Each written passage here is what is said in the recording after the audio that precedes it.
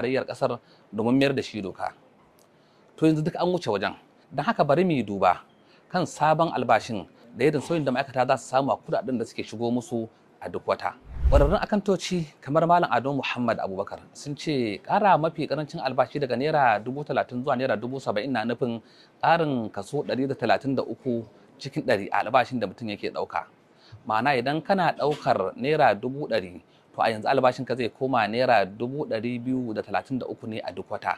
Kenan mai ɗaukar albashi matakin farko na naira 30,000 a tsohon tsari, idan aka fara aiki da sabon tsari zai koma yana samun ƙarin naira 40,000 a duk wata.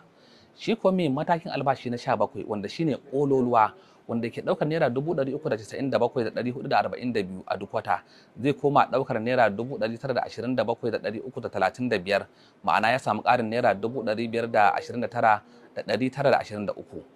Wannan fa a cewar masana irin su Malam Ado zai faru ne idan ya kasance za a yi ƙarin ne na kashi 133 bai ɗaya, ma'ana ba a ware wasu matakan albashi ba. Idan kuma muka duba matsakaicin mai ɗaukar albashi waɗanda su ne suka fi yawa, albashinsu zai iya kamawa daga naira 100,000 zuwa 140,000 maimakon a yanzu da suke ɗaukar naira 40,000 zuwa naira 100,000.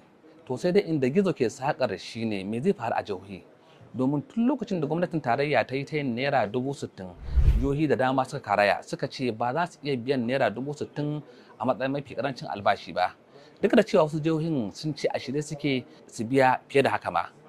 Don haka a yanzu gwagwarmayar za ta koma jihohi ne, inda kuma a nan ma za a sake sabon zaman tattaunawa domin lalubo bakin zaren. Amma kafin a je jihohin, idan muka duba ƙarin albashin kuma aka yi sa'a cewa farashin kayan masarufi bai sauya ba, za a iya cewa duk da an samu ƙarin, to kuɗin ba zai iya siya wa ma'aikaci abincin da za a ci a gidansa ba a watan, duba da yadda hauhawar farashi ta wuce kaso 30 cikin 100 a ƙasar. Alal misali, ƙaramin buhun shinkafa a yanzu yana kamawa daga naira 40,000 zuwa naira 50,000. Taliya leda ɗaya tana kaiwa naira 1,000. Kwanan masara ɗaya ya haura naira 1,000. Kwanan sukari ya haura naira 4,000. Ba a maganar su man girki da makamashi da sabulun wanka da na wanki da tufafi da kuɗin haya da kuɗin sufuri da kuɗin makarantar yara. Hakan ce ta sa wasu masana suke cewa kamata yi ma'aikata su nemi wasu hanyoyi halattattu na samun ƙarin kuɗaɗe, ba wai dogaro da albashi ba kawai. Idan ba haka ba, ba lallai ta sauya zani ba.